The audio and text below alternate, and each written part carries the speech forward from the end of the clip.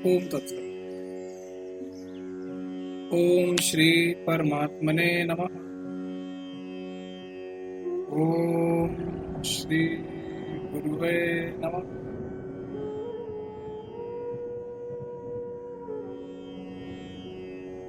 योग वशिष्ठ। राजा शिखीध्वज की ज्ञान में दृढ़ स्थिति तथा जीवन मुक्ति में चित्त राहित्य एवं तत्व स्थिति का वर्णन। श्री वशिष्ठ जी कहते हैं, रघुकुल भूषण राम इस प्रकार कुंभ के स्वाभाविक वचनों पर विचार करके राजा शिखीध्वज उसी क्षण स्वयमेव आत्मपद में स्थित हो गए। फिर तो उनके मन और नेत्रों का व्यापार बंद हो गया, वाणी शांत हो गई तथा वे ध्यानस्थ होकर मनन करने लगे। उस समय उनके शरीर के सभी अवयव ऐसे निश्चल हो गए मानो शिला तल पर खुदी हुई कोई मूर्ति हो। महाबाहु तदनंतर 2 ही घड़ी के बाद जब उनकी ध्यान मुद्रा भंग हुई और वे विकसित नेत्रों से कुंभ की ओर देखने लगे, तब कुंभ रूपिणी चुड़ाला ने राजा से प्रश्न करना आरंभ किया। कुंभ ने पूछा, राजन, जो अत्यंत प्रकाशमान, शुद्ध, विस्तृत एवं निर्मल है तथा जो निर्विकल्प समाधि में स्थित रहने वाले योगियों के लिए सुंदर शैया के समान है, उस आत्म पद में आपको आनंद पूर्वक विश्रांति प्राप्त हो चुकी ना? आपका अंतःकरण प्रबुद्ध हो गया ना? आपने भ्रांति का परित्याग कर दिया ना?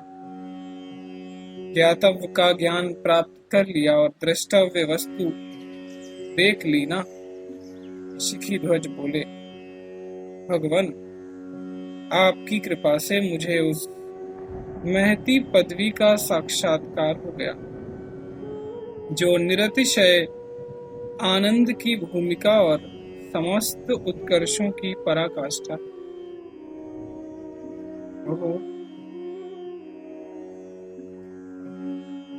जानने योग्य वस्तुओं के ज्ञान से संपन्न संत महात्माओं का संग अपूर्व एवं सर्वोत्तम अमृतमय होता है, अतः सर्वोत्कृष्ट फल प्रदान करने वाला है। प्रभु, जिस महाअमृत की उपलब्धि में मुझे सारे जन्म में भी नहीं हुई, वही आज आपके समागम से अनायास ही सुलभ हो गई। परंतु कमल लोचन, इस अनंत आद्य एवं अमृत स्वरूप आत्म पद की प्राप्ति मुझे पहले ही क्यों नहीं हो गई? कुंभ ने कहा, राजन, जब भोग इच्छाओं का परित्याग कर देने से मन पूर्णतः शांत हो जाता है और संपूर्ण इंद्रिय गणों के भोग रूप दोषों की निवृत्ति हो जाती है, तब चित्त में उपदेशक की विमल उक्तियां उसी प्रकार स्थित हो जाती हैं जैसे शुद्ध स्वच्छ वस्त्र पर कुमकुम मिश्रित जल के छींटे। कमल नयन, आपके अपने वासना स्वरूप अनंत दोषों का जो अनेक जन्मों के शरीरों द्वारा संग्रहित किए हुए थे, परिपाक आज प्रकट हुआ है।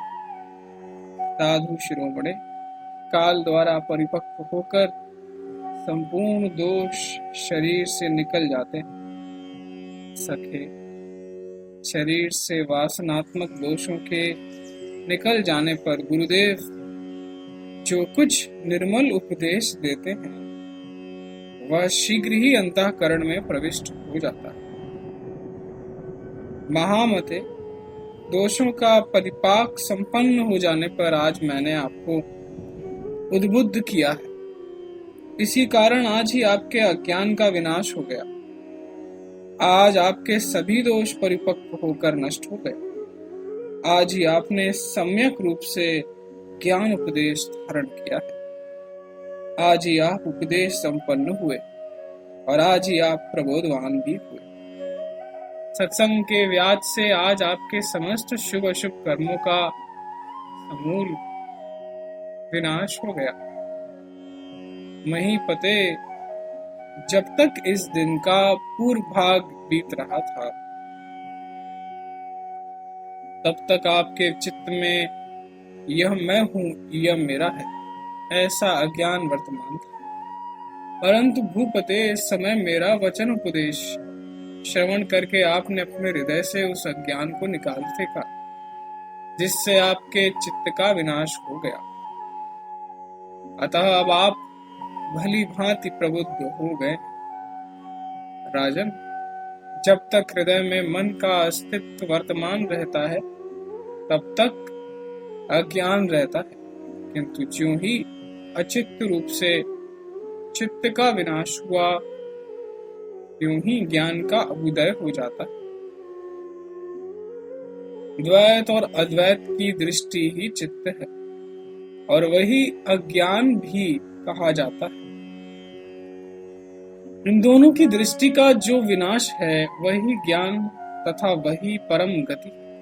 नरेश्वर, जो प्रतीत होने के कारण सत और वास्तव में ना होने के कारण असत है, तथा जो मिथ्या जगत की कल्पना का स्थान है, उस चित्त का तो आपने विनाश कर ही दिया।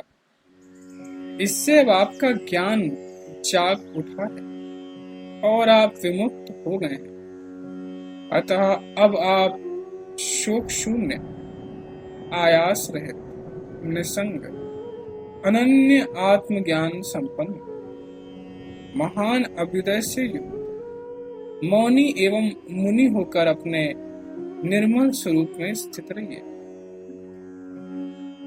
शिखी ध्वज बोले, भगवान, यूं आपके कथनानुसार जो मूर्ख जीव के लिए ही चित्त है, ज्ञानी के लिए नहीं, किंतु प्रभु, यदि आत्मज्ञानी के लिए चित्त है ही नहीं, तो ये आप जैसे जीवन मुक्त मनुष्य मन से रहित होकर जगत में कैसे विचरण करते हैं, यह बतलाने की कृपा कीजिए।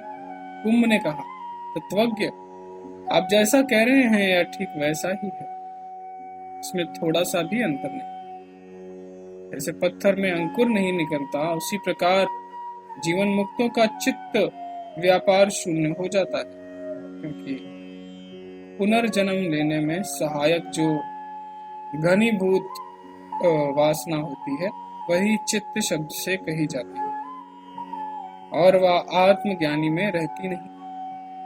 आत्मज्ञान संपन्न पुरुष जिस वासना द्वारा सांसारिक कर्मों का व्यवहार करते हैं, उसे आप तत्व नाम वाली समझिए।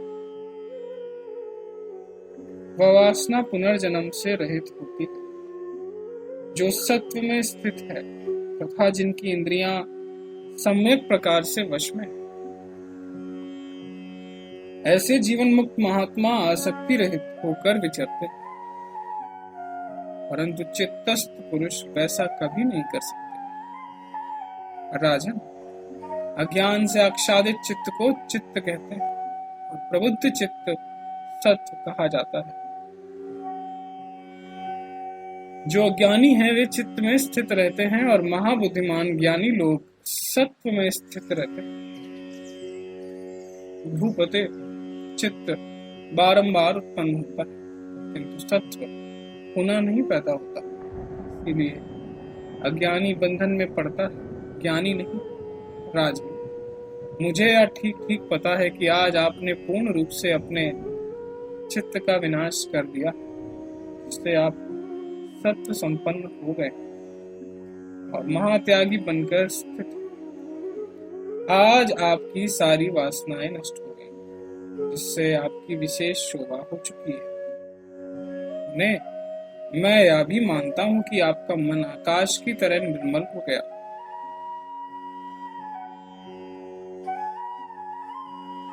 आप परम शांति को प्राप्त हो गए और सिद्ध होकर सर्वोत्कृष्ट समस्थिति में पहुंच गए। राजन, यह वही महात्याग है जिसमें आपने अपने सर्वस्व स्वरूप चित्त का परित्याग कर दिया। भला तब आपके कितने दुखों का विनाश करने में समर्थ होता है। यह जो उपरति रूप परम सुख है, यही अक्षय सुख है, यही वास्तव में सत्य है। स्वर्ग आदि का जो थोड़ा बहुत सुख है, वह सत्य नहीं, क्योंकि वह विनाशशील है तथा उत्पत्ति एवं विनाश युक्त होने के कारण वर्तमान काल में ही प्रतीत होता है। राजर्षि, जैसे आकाश से भी अत्यंत निर्मल सच्चिदानंद परमात्मा से सभी पदार्थ समुद्भूत होकर दृष्टिगोचर होते हैं, वैसे ही वे उसी परमात्मा में विलीन भी हो जाते हैं। संकल्प से ही जिनकी उत्पत्ति हुई है, ऐसे पदार्थों को आत्मज्ञानी महात्मा लोग जल में प्रतिबिंबित सूर्यों की तरह समझकर ग्रहण नहीं करते। सज्जन शिरोमणे, जगत में जिसका चित्त स्पंदन रहित हो गया है, उसके समीप संसार आ ही नहीं सकता, क्योंकि महिपाल त्रिलोकी में जो जो दुख जीव को प्राप्त होते हैं, वे सभी चित्त की चपलता से ही उत्पन्न हुए रहते हैं। जिसका चित्त स्थिर है, शांत, स्पंदन शून्य और चंचलता रहित हो गया है, वही मनुष्य सदा परमानंद में निमग्न रहता है और वही साम्राज्य परमात्म साक्षात्कार का पात्र होता है। शिखिध्वज बोले, संपूर्ण संशयों का क्षेद करने वाले विभो, स्पंद और अस्पंद ये दोनों किस प्रकार एकता को प्राप्त होते हैं, वह विधि मुझे शीघ्र बतलाने की कृपा कीजिए। कुंभ ने कहा, राजन, जैसे सागर जल रूप से एक है, उसी तरह यह सारा जगत चिन्मात्र स्वरूप होने के कारण एक ही वस्तु है। कहा, जैसे तरंगे शुद्ध जल को ही उछालती हैं, वैसे ही बुद्धि वृत्तियां उसी चिन्ह मात्र को स्पंदित करती हैं। तात श्रुतियां जिसका ब्रह्म चिन्ह मात्र अमल और सत्व आदि नामों द्वारा गान करती हैं, उसी को मूढ़ लोग जगत रूप से देखते हैं। इस संसार का स्वरूप तो चेतन परमात्मा का स्पंदन मात्र है, इसलिए यथार्थ दृष्टि वालों के लिए तो इसका विनाश ही हो जाता है। परंतु जिन्हें यथार्थ दृष्टि की प्राप्ति नहीं हुई, ऐसे पुरुषों को रज्जु में सर्प भ्रांति की भांति यह ब्रह्म रूप ही प्रतीत होता है। जैसे चक्षुर इंद्रिय के दोष रहित होने पर एक ही चंद्रमा दृष्टिगोचर होता है, इसी तरह निरंतर शास्त्रों के अभ्यास और सत्पुरुषों के संग से जब समय पाकर चित्त शुद्ध हो जाता है, तब एकमात्र चेतन परमात्मा के स्वरूप का अनुभव होता है। साधु, आप आदि मध्य से रहित स्व स्वरूप को प्राप्त हो चुके। देह आदि रूपों में आपका भेदभाव नहीं रह गया। आप महान चेतन स्वरूप हो गए और आपका शोक नष्ट हो गया, तथा अब आप अपने उसी पद में प्रविष्ट हुए स्थित रहे। ओम तत्सत, ओम तत्सत, ओम तत्सत।